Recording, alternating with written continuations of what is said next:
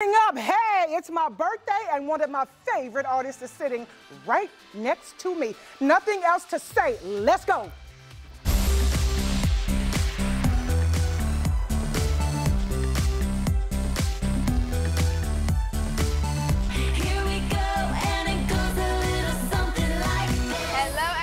Welcome to the chat. I'm Catalina Alers. We have Henny, Angie, and guest host.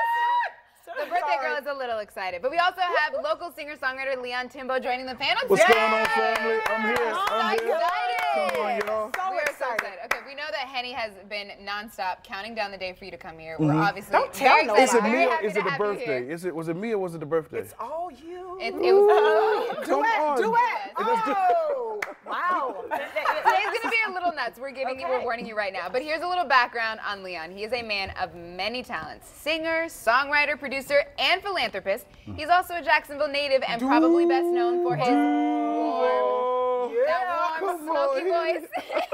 Thank you, babe. But so we are really excited to have you today. I'm excited to be here. For giving excited us to chill local with you guys, yeah. And when Henny found out that you were coming this weekend, she insisted that we bring you on. So yeah, you can kind of thank her too. You know? Did what I had to do. Bring and he's homeboy sitting home. next to me on my birthday. What? Look at God. Let's go. Because I'm telling you, I've been following you for a very long time. Really? I love your music. I love what you do, and especially since you're from Jacksonville. Yeah. When you posted on social media that you were coming to Duval, that was You it. made it happen. That was it. I had to Come give on. a How does this belong, feel? a couple of Thank pounds you, of Henny. blood. You know, it's coming home. You know, things change, but a lot of things stay the same. And so I go around. I go where Skate City used to be. You know, I go. You know, I walk a little bit Gateway Mall. You know, I do my favorites, and then I go to Sandalwood and just those South Side special places in my Spots heart. you'll never forget. You never forget. You just got to remind yourself, life can take you anywhere, but home is where you kind of replenish. And so that's what this is for me. Well, welcome home. We're excited to have you. Thank you. And we're going to learn more with him a little bit later about his life, get all up in his business. But for now, we have some hot topics to get into, okay? So we're going to chat, obviously we're going to chat with you a little later, but we're starting with a church in Watts, California that is going viral after their praise team performed a routine to Jay-Z's The Story of OJ. And needless to say, the language was not what you'd be used to in church. The pastor spoke out, and he said he gave the church a disclaimer that service would be out of the box, but still, some say it's inappropriate. So, Leon, could you ever find yourself singing curse word lyrics in church, or ever covering a Jay-Z song in church? You know, I would personally, not necessarily, and I'll tell you why. Not because I'm such a proponent of clean language, because I'm not. That's just life. But because I think, in the context of church, everybody doesn't have that understanding. And so if I'm going to present something that's palatable for them, it has to be in a context that they can digest. And so unfortunately, here you're dealing with the idea of relevance, you know, whereas this Jay-Z album is super relevant. And I checked out the church, I looked at it. It wasn't necessarily on the cutting edge of what was popping off. And so here you are with millennials and young people just trying to find their voice. And so there was some dissonance in language and in understanding. I liked the effort. I actually felt like it was a wake-up call for the church to be a little bit more relevant. But I personally wouldn't do it because I think being, you know, a little older, I understand what I need to do to get across to multi-generational situations. Do you think they crossed the line with respect with having those lyrics? Because we know Jay-Z dropped a couple of N-words, a lot of N-words. Well, in that song, on that specific song, and it's, you know, a couple of other choice words as well. Sure. Do you think that, you know, because I'm from the old school Leon, where I'm raised, you know, you don't say those curse words nowhere on the church ground, on the property, anywhere, and to actually in the church. Well, False Temple, Duval County, False Temple, right off Moncrief and Myrtle. That's why cut my teeth. And so I remember the mothers, I remember the deacons. Yep. You're dealing with a different time now. You're dealing with the kind of time where young people don't really know the lines. I'm not trying to be cut you off, but is there ever a time when it's okay to go into the house of God and cuss? You know, never. To me, well, that's here's the not thing. relevant. Here's the thing. Okay, so I'm gonna play devil's advocate here. I'm gonna play because I get that they were trying to give a more out of the box relevant sermon, like you said, and we don't. The sermon was an hour long on social media. Not necessary. Not everyone has that kind of time to sit down and watch that sermon online. But because it was the youth minister who put this together, the music minister. Sure. So what he did, I agree with, because the message behind the song, if you listen to it, I mean, it is so relevant for African American people today. Absolutely, it's a fantastic song. Jay-Z is an artist. Yes. But I think it would have been best used if he'd like done it just in the youth group and they had done it themselves. Or there's a clean version. But the message of the song is the completely bottom gone. line. Yeah, I Plus, agree. then you lose the entire message because the language isn't so much the issue. It's because, okay, so they use the N-word in the song. And, a lot, yeah. Right, okay, but why are they using it? They're using it to tell the story of black people throughout throughout time. He talks about when they were slaves, when they were you know, farmers throughout the 50s and the 60s during the civil rights movement. So there's a story to it. It's not just I know, but they're saying N-words, they're saying N-words. I don't know if we're saying it's okay. I don't know if we're saying it's okay. I'm not saying that it isn't a great, like you said, do a Bible study with your youth and break down the song and go over it and that's whatever. what I think you should have done. But to throw it in church, and I don't care how many warnings you get. To me, it was disrespectful. It didn't. They didn't. It was a wake up. It was a wake up call. You know. To who though? It was a wake up call to the church as a whole. How? But there's obviously How? a difference in understanding what time we're living in, from the kids' perspective and what they're hearing every day to the adults and what they're hearing. There's obviously, if they haven't translated that culture to them properly. And parents gotta know, if parents want to know, who do we blame? If parents want to know how to parent their kids in the time that they're living, they have to know what's going on. This was a good way to let them know what was going on. That wasn't how, that was. It might not be the best place. They were trying to be disrespectful. I saw them dancing. They weren't doing anything with gyrations or anything. More days, though, because they weren't on points. But they weren't trying. I was like, wow, that went viral. They weren't trying to go really ham on the whole, you know, presentation. They just wanted the message to be heard. So in their ignorance and innocence, I have to give them a pass. Yeah. Okay, Leon, we're going to leave it there. Yeah. Agree to disagree. So another story we want to talk about is comments made by a comedian from right here in Jacksonville as well. Do you know Lil Duval? Not personally. Okay, well, you know, you're during about the interview on New York's Apollo 105.1 Breakfast Club morning show. Yeah, I do know this. He was asked, what would you do if a girl you're in a relationship with for months and months, and then she tells you, guess what? Haha, I'm transgender. Here is his response. This might sound messed up, and I don't care. She dying. I can't deal with that. That's a hate crime. I can't do that. Well, of course, the backlash came really, really fast. Yes, it did. Now, while there were some comments on Twitter supporting Lil Duval, there was also many others condemning him for joking about killing someone over their sexuality. So I'm going to start this off by saying, love Lil Duval. He's been on the show before. Shout out to him. He was great. He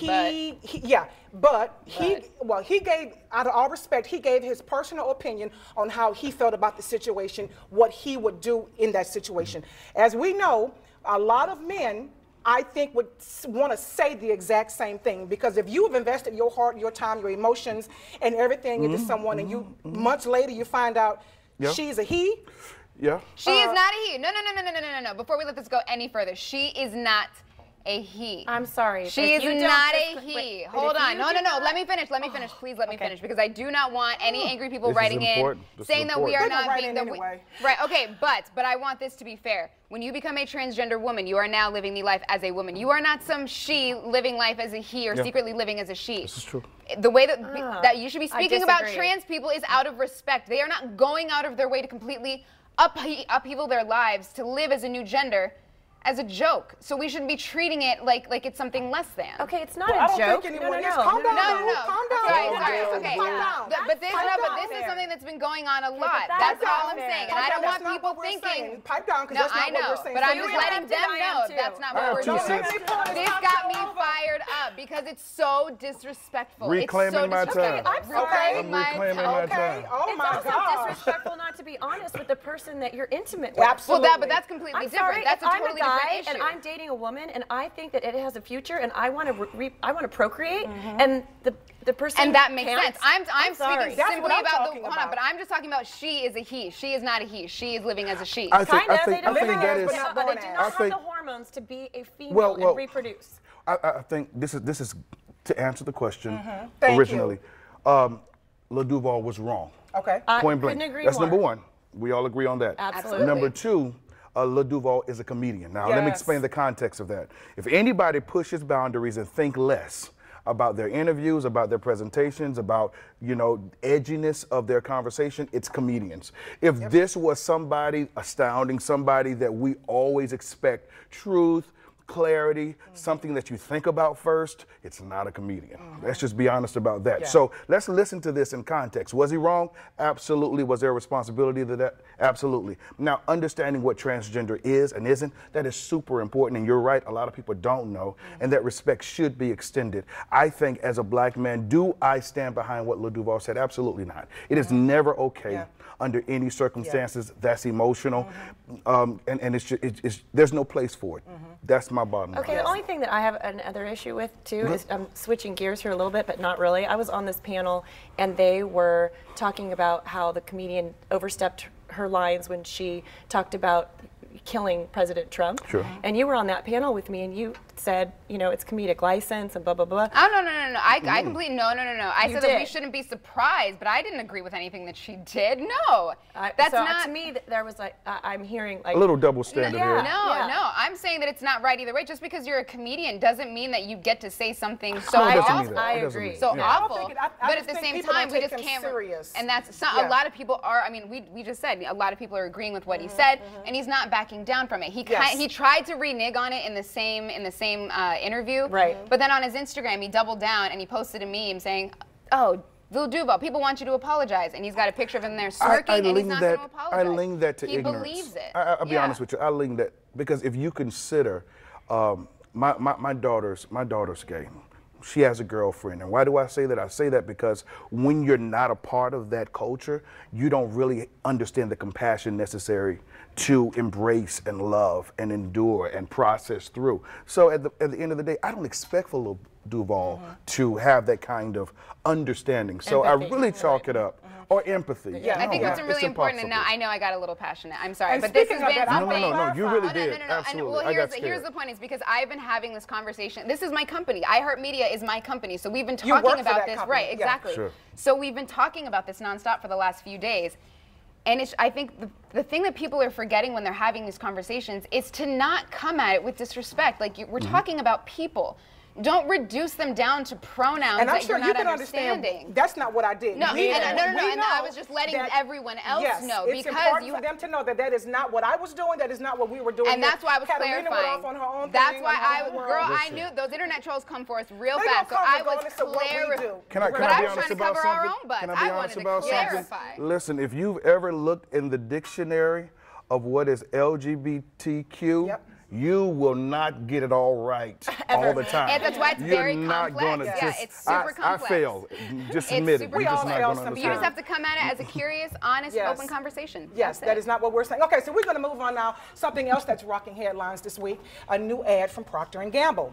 Now, the My Black is a Beautiful campaign released a new video called The Talk. It depicts the inevitable conversation many black parents have with their children about real stuff like racial bias to kind of prepare, protect, and encourage them all across decades. Let's take a look. Now, when you get pulled over, I'm a good driver. baby, Don't worry. this is not about you getting a ticket. This is about you not coming home. I'm gonna be okay. Right? Okay. You are not pretty for a black girl. You are beautiful, period. Okay? Don't ever forget that. Now, of course, it is getting a ton of mixed reactions. So, Leon, you VIP today on the chat. Girl, I'm don't, going to throw don't it do to that you. to me. Don't do that. I'm going to throw That's it to you home. first. That's Did you get home. Oh my emotional God, watching isn't that? it? That's I do. home Every time. right there. Same. So Yeah. Same. I'm sorry. I can't support anything but that. Absolutely. That's where I live. That's my address. That's my street. And so if anybody has any different perspective on it, I they can contribute to it. respect that perspective. But that's Leon Timbo Street right there. Can you believe that there is a ton of backlash from people on social media, of course, Sure, calling to ban Procter & Gamble? We're never buying Why? any products. Ignorance. I saw someone But- saying that but this what's was the glorifying the problems, which I didn't understand at all. I was like, what are they glorifying? Real life problems where mothers are, That's are always the sending their balance. children out? That's always the balance. It's been the I balance. don't understand the backlash. Like, what's the so? There's a lot.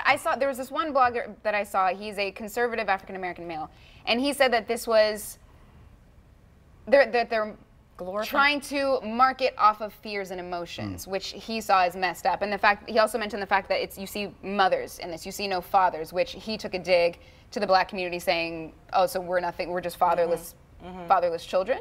So that's where I saw some of the backlash. There was actually a guy on Facebook, his name is Brian Hill, I am going to call him out. He made a comment, he says, quote, I am a proud parent of 2 African-American kids and I'm a cop. I will no longer buy any P&G products. Your divisive and biased ads will not create more customers. More will stop buying your products. The only thing I like that this was an African-American police officer, because I do. Well, he didn't say he was. He Yes, said he he got 2 African-American kids. And he says he's a police officer. But that don't mean he black. Yeah, that doesn't mean he's It black. doesn't mean he's black. He could be. He's He could be raising called African-American. Absolutely, Yeah. Okay, absolutely. okay. Yeah. But it's for anyone But who still, don't. that point is that that's the only thing to me that to me, as real as that is, I do understand where that can promote bigger fears. You know, that you heard the innocence of a little girl going, what do you mean? I'm not going to get a ticket. And then the mom. You see Sandra Bland right there. Like, that's what's scary is that's, you know, at some point, Sandra Bland's mother is probably had that talk with her daughter at some point. And how do you get rid of the fears? Do you know what I'm saying? You can only, you can, relationship, you know, we have a lot of retracting to do. We've been going down the wrong road for a long time. Yeah. And so right now, my question all we can do. Is that the right road? That is an aspect of a cry for help in the right direction. Why is it? You can't say that conversation is a wrong conversation. You can only say, I don't understand why that conversation is necessary. And so to say, I don't understand, all we can do is have conversation, and you say, okay, what's your experience to get the right conversation, and then you tell me. How do we finish that sentence? How do we change? I don't know if a finish. fear? I don't know if a finish is in our generation because a begin wasn't in our generation. Yep. So unfortunately, what we can do is be friends in the process and say that's not our story, but we understand that it's still a story that we need to deal with. Well, you was preaching today. I'm about to give my purse. I need to give him a donation or something. Come on, well, here's an interesting story. Yes. All right, so here's another interesting study that we want to get your take on, Leon. It seems men and women, surprisingly, see things differently when it comes to what's considered cheating. In the study, 19% of men believe passionately kissing someone other than their partner is acceptable, whereas just 9% of women think that kissing another person would not be a relationship-breaking issue for their partners. So, do you think kissing is cheating? Leon. No. Let's rephrase that. Let's give me context Passionately again. kissing is the Any kissing. I'm with you. I'm with Any you. But the study actually did passionate. Remind me. Give me the study again, please. Okay, please, so 19% of men believe that it hit me so passionately fast. kissing someone other than their partner is acceptable, where 9% of women thought that their partner wouldn't think or would think that that passionately kissing was cheating. So huge So if you in a miscommunication relationship there. with your boo. So 91% of women count passionately kissing someone as cheating, and No, men. and Well, yes, we 80% do. Yeah. and 80% of men would. So there's a Y'all think it's all right. It just is. Yo, listen, Y'all think listen. it's all right. Listen, Henny, don't Your do lips that. cannot Watch out for touch those another blanket person. statements. Happy birthday, Henny. Thank you, Leon. But your lips still can't touch It sure nobody can. else. It sure can. No way. Me and you kicking it. It can't. They can't look like I can't do that. That's crazy. That's crazy. No. So, okay, I as a asked my- man, yes. do you have anyone in your circle, or do you know of anyone that would say that is acceptable? Don't drop no names now. Of course I do.